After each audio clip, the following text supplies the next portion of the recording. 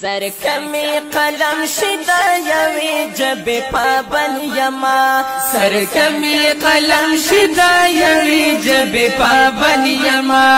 اور اے اغیار ز بچید دیو بن یما نحمده ونصلي على رسوله الكريم اما بعد فاعوذ بالله من الشيطان الرجيم بسم الله الرحمن الرحيم ان الصلاة كانت على المؤمنين كتابا موقوتا صدق الله العظيم. قدرمنو عزتمند اوریدونکو دا نننی کلیپ هغه زمونږ د مروجه قضا عمرې په باره کې دی، کوم چې بریلیان بدعتیان هغه د رمضان په اخرنۍ جمعه کې هغه یو مونځ کوي په یو خاص طریقې سره د هغې تذکره مخې ته کوو او د دې نظریه په دې کې هغه دا وي چې په دې مونځ سره زمونږ څومره چې دی نه هغه مخکیني مونځونه قضا شوي دي دا د هغې کفاره ګرځېږي. اگر چې اوس خو دې د ځان خلاصولو دپاره هغه کلیپونه کوي، ویډیوګانې کوي، په هغې کې دغه خبرې کوي چې یاره زمونږ مقصد دغه نه دی، زمونږ مقصد چې دی هغه صرف د ګناه هغه بخشش دی. نو د دې وضاحت په هم مخکې کوو که بالفرض دی په دې مقصد کوي چې زمونږ قضا منځونه پرې راګرځي د ټول عمر، نو دا خبره هغه هم باطل ده. که دی په دې مقصد باندې کوي چې قضا منځونه خو کول غواړي، د هغې سره سره دا قضا عمرې چې مونږ کوو دا د هغې قضا منځونه چې کوم ګناه هغه راغلی دی دا د هغې چې دی نه هغه تلافي ده. نو دغه په دغې نیت سره دا چې دی نه هغه هم ناجایز دی. اگر که دا دی چې دی نه هغه تقیه کوي خو بیا هم په دغې لحاظ سره دغه مونځ چې دی نه هغه د دې صحیح نه دی. د هغې به انشاءالله هغه مخې ته پوره وضاحت کوو. د ټولو نه اول هغه د دې دلایل ذکر کوو. د دې سره خو دلایل نشته دی، خو د دې سره یو موضوعي حدیث دی، هغه حدیث چې هغه د ځانه جوړ کړلی شوی دی. هغه حدیث بیا په مختلفو کتابونو کې هغه ذکر کړلی شوی دی، د هغې تذکره به کوو، د هغې نه به انشاءالله هغه جوابونه کوو، بیا د هغې خرابیانې بیا چې دی نه هغه د دې یو مشهور بریلی سعد جنیدی هغه په خپل کلیپ کې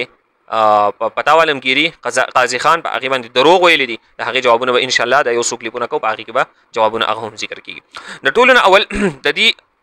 د ځانه جوړ کړی شوي چې کوم دلایل دي په دې باب کې هغه ذکر کوو. اولنی دلیل په زاد اللبیب کې هغه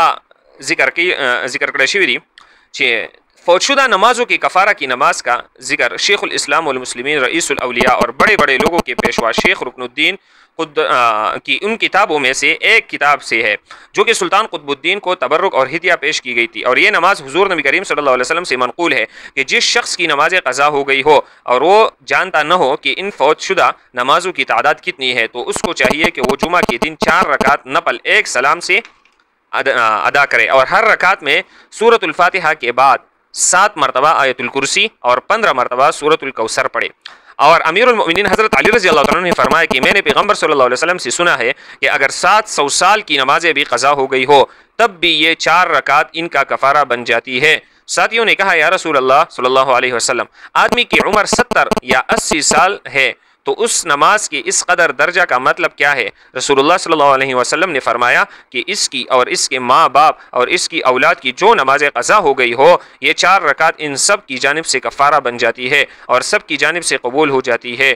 اور نماز کی نیت یہ ہے کہ میں اپنی ذمہ سے بوجھ کم کرنے اور اپنی ساری زندگی کی قضا شدہ نمازوں کا کفارہ ادا کرنے کے لیے 4 رکعت نماز اللہ کے لیے ادا کرتا ہوں. نو دا زاد اللبیب عبارت هغه دی پیش کړي، د هغې ترجمه تاسو ته هغه ما وکړله. نو د دې خلاصه دا شو، تاسو به پرې پوهېدلي هم یې به دغه اردو باندې چې 4 رکعته هغه وکړلی شي او په هر رکعت کې چې دی نو د سورت فاتحې نه وروسته چې دی نو 2 پیرې هغه آیت الکرسي او بیا 15 پیرې سورت الکوثر دا په هر رکعت کې چې دی نو هغه ولوستلی شي. نو دا به د څومره کلونو چې دی نو هغه کفاره شي، د 200 کاله چې دی نو هغه به دا څه شي دا کفاره شي. بیا د صحابو یې تپوس وکړو د نبي علیه السلام نه چې د سړي عمر خو 80 او یا 80 کاله. نو نبی علیہ السلام ورته جواب ورکړو د دې قول مطابق نبی علیہ السلام ورته جواب ورکړو چې دا د یوازې نه بلکې د خپل خپلوانو رشتہ دارو مور پلار بچي د دې ټولو د طرف نه چې دی هغه کفاره ګرځېږي، د دې مطلب چې دی هغه د ویدارې بیا هغه مخصوص نیت هغه ذکر کړی دی. نو دا یو طریقه شوه. د دې دا ټول څومره چې دی یو څو ذکر کوم کتابونو کې هم دقیق نه چې دی هغه تاویږي راتاویږي. دویم چې دی هغه حواله ذکر کوم، دویم دلیل د دې لپاره په انیس الواعظین کې هغه دی وی انیس الواعظین کے ذکر کری دی داغی خلاصہ دا کہ بے شک نبی کریم صلی اللہ علیہ وسلم نے فرمایا کہ جس شخص کی نماز فوت ہو جائے اور وہ ان کی تعداد نہ جانتا ہو تو چاہیے کہ وہ جمعہ کے دن 4 رکعت نفل ایک سلام کے ساتھ پڑھے اور ہر رکعت میں فاتحہ کے بعد آیت الکرسی 7 मरतबा और सूरत अल-कौसर 15 मरतबा पढ़े। हज़रत अली इब्न अबी तालिब ने फरमाया कि मैंने रसूलुल्लाह सल्लल्लाहु अलैहि वसल्लम से सुना कि अगर 700 साल की नमाज़ें बेपूत हो जाए तो ये नमाज इन तमाम का कफ़ारा हो जाती है। सहाबा किराम ने अर्ज़ किया कि उम्मत के अफराद की उम्र तो 70 या 80 साल होगी, तो फिर 700 साल नमाजों की कफ़ारा बन जाने का क्या मतलब है? तो नबी करीम सल्लल्लाहु अलैहि वसल्लम ने फरमाया कि ये नमाज इसकी और इसके माँ बाप और इसके औलाद की क़ज़ाशुदा नमाजों का कफ़ारा हो जाती है। और इस नमाज की नीयत यह है कि कहे कि काबा की जानिब मुँह करते हुए अपनी ज़िम्मा से बोझ कम करने और अपनी सारी उम्र की फौतशुदा नमाजों की कफ़ारा के लिए 4 रकात नफल अदा करता हूँ। द्वयम किताब द्रयम औराद राहतुल आबिदीन आगे की जिदेन आगे दहागी कि हम तक खबर आगे जिक्र करी थी कि जिस शख्स ने माह रमज़ान के आखिर जुमा को ज़ोहर की नमाज से पहले 4 रकात नमाज अदा की, जिसको क़ज़ा उम्री कहती है, तो इसकी सारी उम्र में जितनी नमाज़ें फ़ौत हुई है तो वो बराबर हो जाती है और इस नमाज से अदा हो जाती है। बेशक कहते हैं कि इस पर इत्तिफ़ाक़ है और अहले सुन्नत वल जमात में से किसी ने भी इसके बारे में न इख्तिलाफ़ किया है और न करेंगे। जो शख्स इसका इनकार करता है वो गुमराह और गुमराह करने वाला है। गोरदा हुक्म भी लगे और दायरे इस्लाम से खारिज है। दुमर जिदन अगसख हुकूमत दी पहले बांधी लगे जिसोक दाना मनी और रहा इस नमाज के को जमात के साथ अदा करना, तो इस बारे में उलमा के दरमियान इख्तिलाफ है। दगा उरुस्ता नूर तफसील अग जिक्र करे सलोरम ददी अगा वाजिदुद्दीन नसफी पतावा के खपल फतावा के जिदन अग जिक्र कई ददी क़ज़ा उम्रे मुबारक अरब के इलाके में बेहतर यह है कि इस क़ज़ा उम्री की रकात को अकेले अकेले अदा करें, क्योंकि ये लोग कलाम और ज़ुबान में फसाद और बलागत रखते हैं और कुरान को अच्छी तरह पढ़ते हैं। बहरहाल अरब के अलावा दीगर इलाकों में बिलखुसूस हमारे ज़माने में ज़्यादा सही और बेहतर यह है कि जमात के साथ अदा करें, क्योंकि अजम कि अक्सर लोग कुरान को इस अंदाज से नहीं पढ़ सकते कि इसके साथ नमाज जायज़ हो सके और हरूफ के मखारिज को भी नहीं जानते। पिंजम दलील ददी मिफ्ताहुल जिनान के अगर यदि फजीलत जिक्र कही कि जब पोशुदा नमाजें बहुत सी हो और इनकी तादाद न जानता हो तो जुमा के दिन जुमा की नमाज से पहले या जिस वक्त भी हो सके 4 रकात एक सलाम के साथ अदा करे और हर रकात में फातिहा के बाद 1 दफ़ा आयतुल कुर्सी और 15 दफ़ा सूरतुल कौसर पढ़े। हज़रत अबू बकर सिद्दीक़ रज़ियल्लाहु अन्हु ने फरमाया कि मैंने रसूलुल्लाह सल्लल्लाहु अलैहि वसल्लम ने सुना कि जिसने ये नमाज अदा की तो ये नमाज 22 साल की नमाजों का कफ़ारा बन जाती है। और हज़रत उमर रज़ियल्लाहु अन्हु की रिवायत के मुताबिक 400 साल की नमाजों का और हज़रत उस्मान रज़ियल्लाहु अन्हु की रिवायत के मुताबिक 600 साल की नमाजों का और हज़रत अली रज़ियल्लाहु अन्हु की रिवायत के मुताबिक 700 साल की फौतशुदा नमाजों का कफ़ारा बन जाती है। सहाबा किराम ने पूछा या रसूल अल्लाह आदमी की तकबिया उरुस्ता हम तक तफसील आगा जिक्र कई दा पिंजे जिदेना आगा ददीर किताबुन आगा हवाले जिक्र शुए दी जिदेना आगा दका हदीस अगर नकल कई बड़ी हदीस के रागले दी क़ज़ा उम्री आगा कौल पकार दी ददी खुद टूल अवलने जवाब दादे नबी सलाम फरमाई मन कज़ब अलैहि मुतअम्मिदन फल्यतबव्वा मक़अदहु मिनन नार सूक चिपमा बानी कसदन दरोग वही देर खपल से जहन्नम के आगा तलाश की। दा हदीस चिकम दी जिक्र कई मुल्ला अली क़ारी रहमहुल्लाह चिदा यो मशहूर आलिम तेर शवे दे ददी पनिज मुसल्लम दे चिपा मिलाद प मौजू के अगदी बार बार चिदेन अगद दिनुम अग जिक्र कई हम दे पखपल किताब की चिदेन अग जिक्र कई अल मौज़ूआत अल कुबरा या चिदेन दीन इलावा दद चिकम दद अग किताब दे चिपा अगी की मौजू अहादीस अगर जमा करी दी